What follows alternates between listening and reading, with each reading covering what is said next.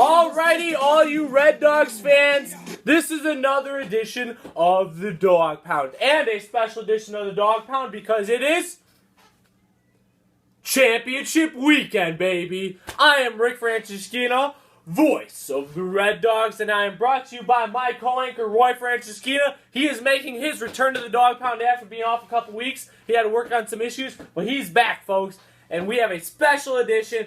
Like I said, it is Championship Weekend in the Orland Park Recreational Softball League. It is finally here after about a couple months of a grueling season and a week of playoffs. We have finally made it. We are one of the final four now. We have the semifinals followed by the championship this upcoming Sunday.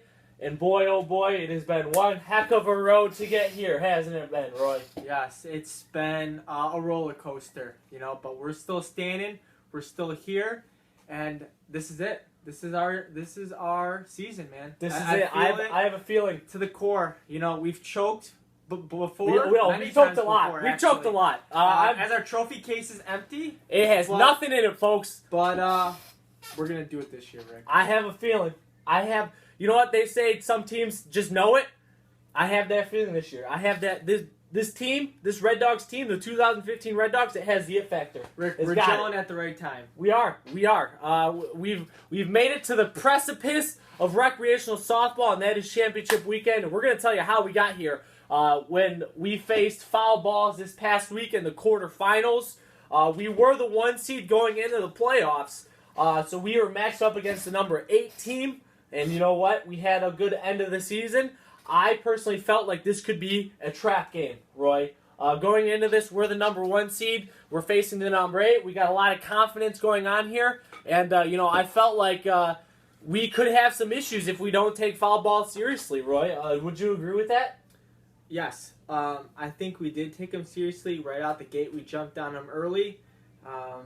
Again, we got a little lackadaisical there at the end when we were going for the slaughter rule. Mm-hmm. We got a little sloppy defensively in the last inning or two. Score looked a lot closer than the game really was. Mm-hmm. But again, a win's a win at this point in the season. I would agree with that. So the final score was 14-9. There was a couple things that happened in this game. James Pickham made his return to the mound. Did a phenomenal job there, filling in for Mangerson. He all-time postseason leader in wins.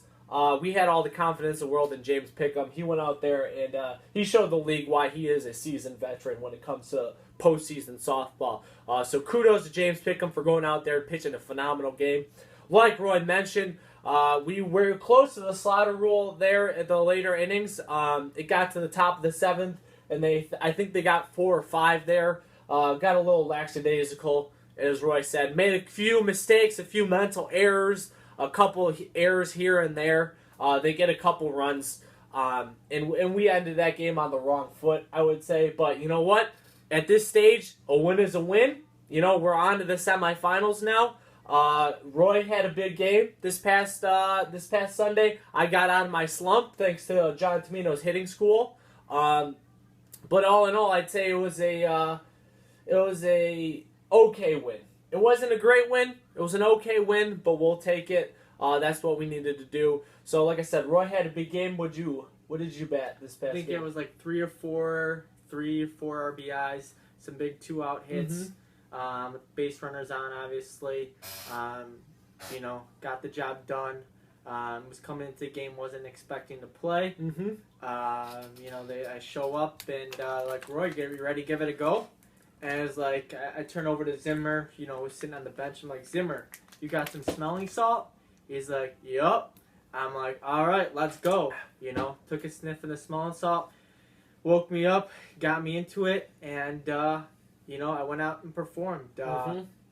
What helped me, too, was, again, also before the game, too, Rick gave me a helpful hint that's really helped him get out of his slump. And, again, he just talked about from the Tomino's hitting school. Phenomenal job, folks. I'm just going to show you, preview here, just give you a helpful tip here. So I just got a miniature Louisville Slugger bat. So you can see that is official. Straight from the factory, folks. Official miniature Louisville Slugger bat from the museum and factory. Mm-hmm. So you normally swing a softball bat differently than a baseball bat. Mhm. I didn't know Which is a common mistake. Which is a common mistake. That's a mistake I've made for the last 10 seasons and 5 years. Mhm. Nobody told me No. that you grip the softball bat different Completely than a baseball different. bat. Yes, completely so different. I've been always gripping obviously the softball bat like the baseball Like a baseball bat. You know, it's typical. We're baseball players. We And, make the transition. Yeah. So I think you had the same issue too, I right? did.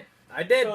So the key here is that you're actually, instead of holding the bat, which most people the like, knob right, on the bottom. knob on the bottom, you actually slide your pinky right under. Or the two. knob Some of the people bat. go 2 fingers. I have gone with the two finger way. Okay, I like the pinky. I did the pinky. Okay. Okay.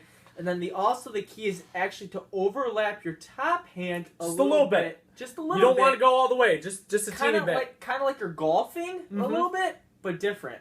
So again, it's gonna feel really, really uncomfortable early on. But again, you're gonna see the difference. And I did my first at bat when I ripped the base hit right up the middle. Again, Yeah. It still doesn't feel comfortable to me, and it won't probably for a while. Gotta get used to it. But again, I saw the difference right away because the thing is, we're not really trying to swing for home runs here. We're trying to swing for base hits, and this way it gives us more control of the bat. Well, here's the thing for all you young softball players out there. The difference between a baseball and a softball is baseball's coming in faster. With the softball, it's coming in a lot slower. And what happens is when you go with a baseball swing, you're using your body as a way to power through the softball. And you're not going to get a whole lot of power with that. With this grip, you kind of make the bat into a whip. And you want a nice whip action, a flick of the wrist, so the bat is the one doing the work, not the body. Really helps with the on-base hitting. I know Matthew Weimer, he has taken this same grip since the beginning of his softball career, and folks, his numbers are absolutely ridiculous. He's an 800 lifetime softball hitter, So these are techniques for all you young softball players out there that you can use. I have implemented these into my game thanks to the John Tomino's hitting school. I think he has classes opening up in the wintertime following the fall season. So if you guys want to look into that, John Tomino's hitting school for all you young softball players out there. But the Red Dogs take the win, and we go to championship weekend now, where we go on to face Zantes at 4:30.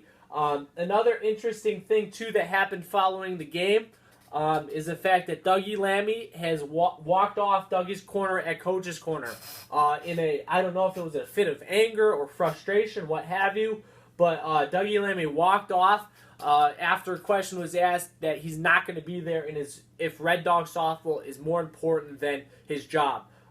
He left. We don't know. We haven't seen him since then. I thought Red Dog softball was our life, Rick. It was our main job. Yeah, clearly to Dougie Lammy, he has other things that he has to worry about at this time.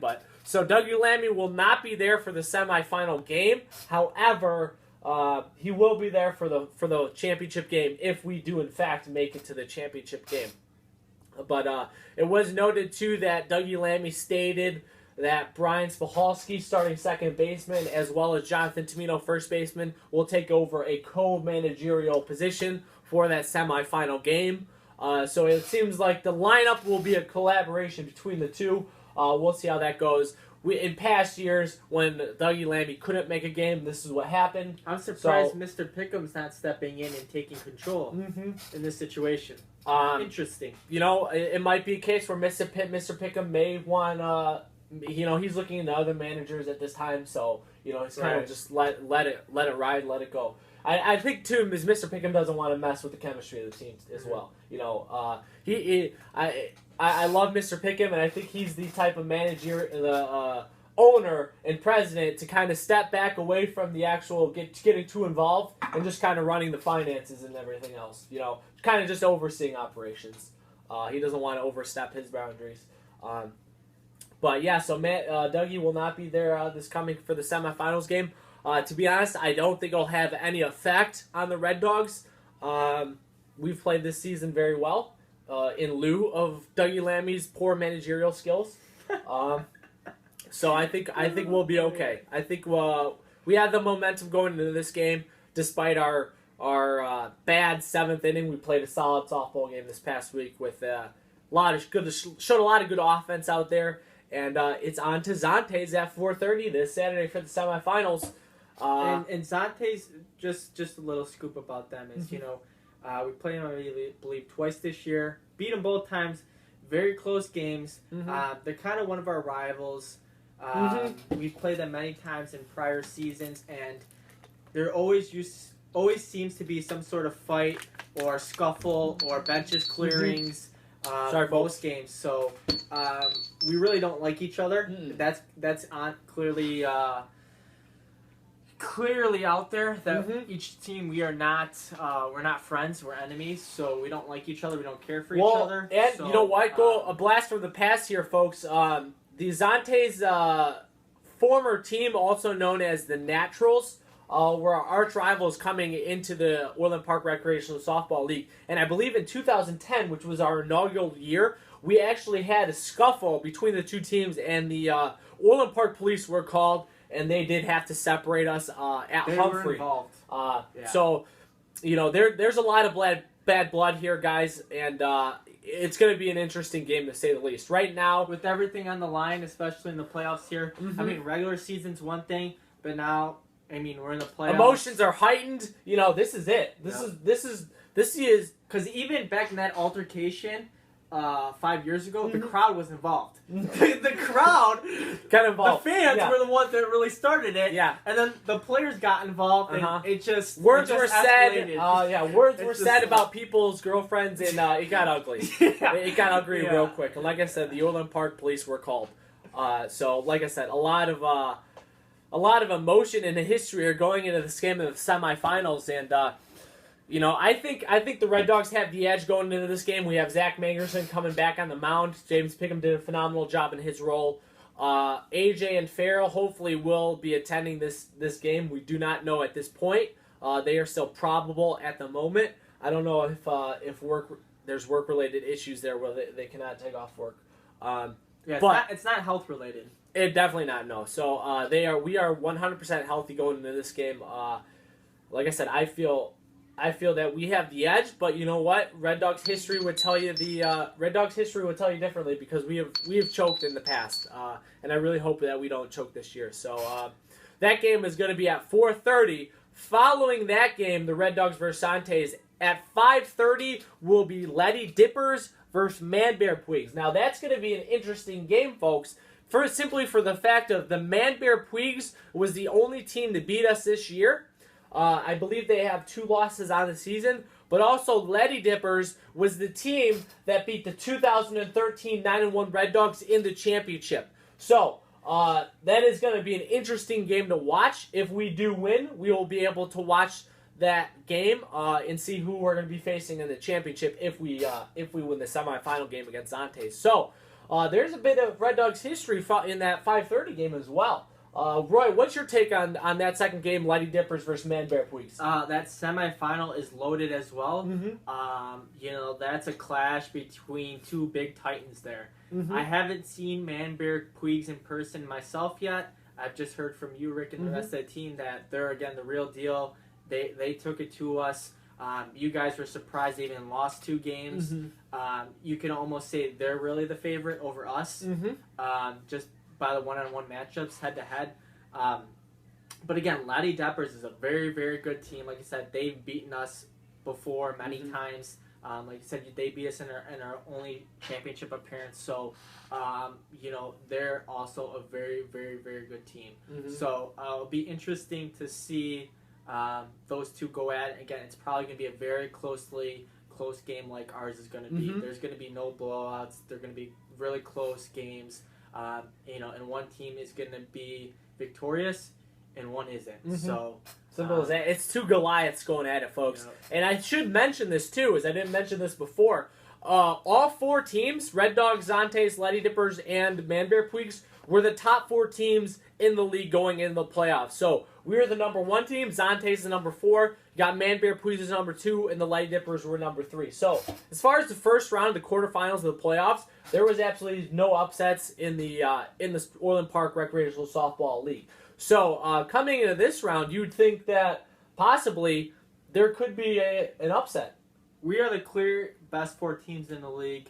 I would disagree with you, Rick, and say that I don't think any one team winning would be an upset. I mean, these are all four equally teams, all deserving to win. Anybody can win. I don't think, again, one team is so much better than the other team. So at this I point, would disagree with you on there being any upsets. Understandable. You bring up a good point there.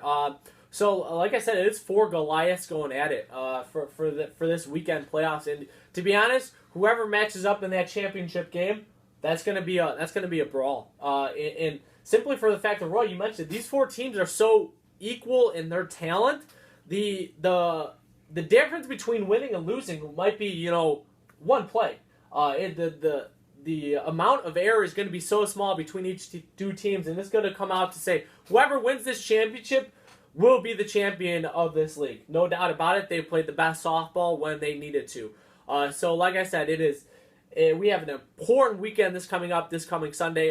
Our kickoff game will be 4:30 against Zantes. But, as being an original member of the Red Dogs and current member of the Red Dogs, seeing this team, from its inaugural year in 2010 to where we have come now in 2015, a lot of changes to the roster. There's a lot of things have happened over the past 5 years. We've made one championship appearance, made the playoffs every year, but I think we need to win this one, Roy.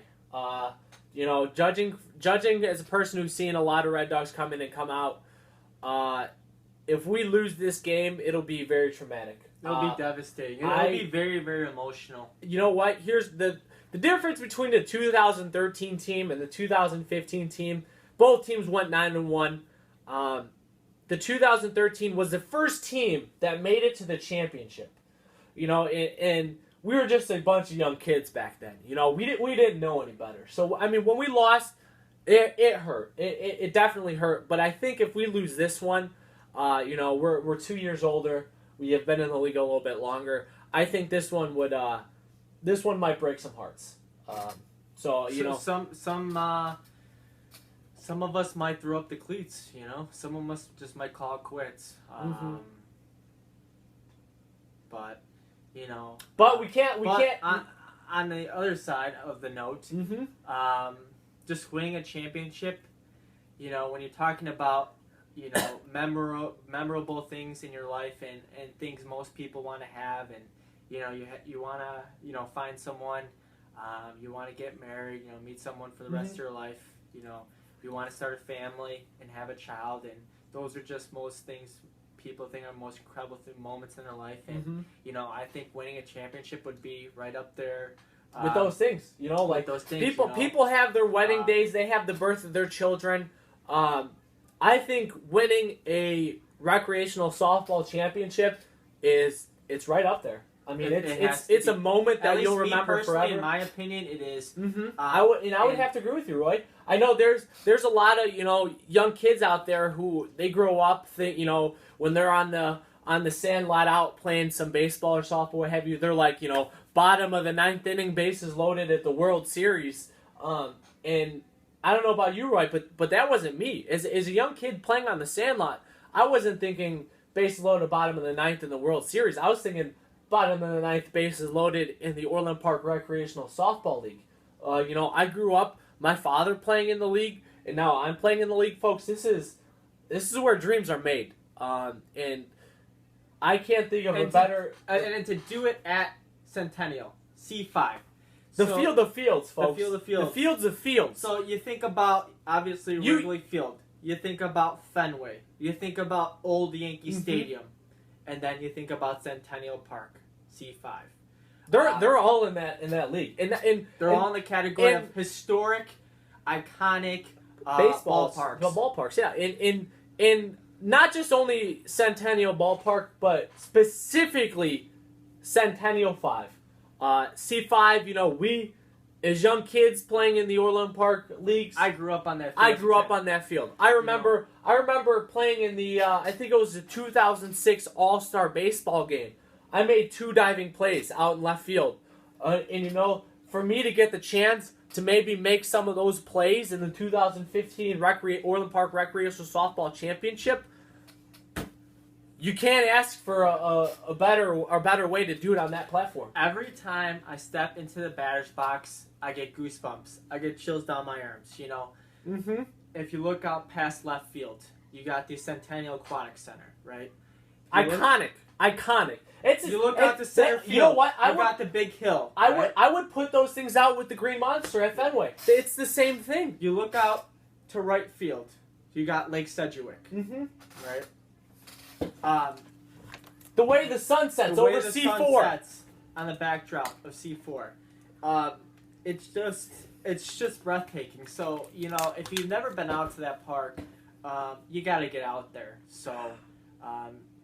It's just an incredible place to be, and there'd be nothing better that I could think of so far in my life than winning a championship in that field. So, you know, it'd bring tears of joy to my eyes. We can only hope. And you know what? You can see if that happens this upcoming Sunday when the Red Dogs take on the Zantes at 4:30, followed by the other semifinal game, 5:30, Lady Dippers, Manbear Puigs. Let's hope that we can take home a championship, folks. Let's hope that the Red Dogs can add some hardware to the empty trophy case this upcoming Sunday. We hope to see you there.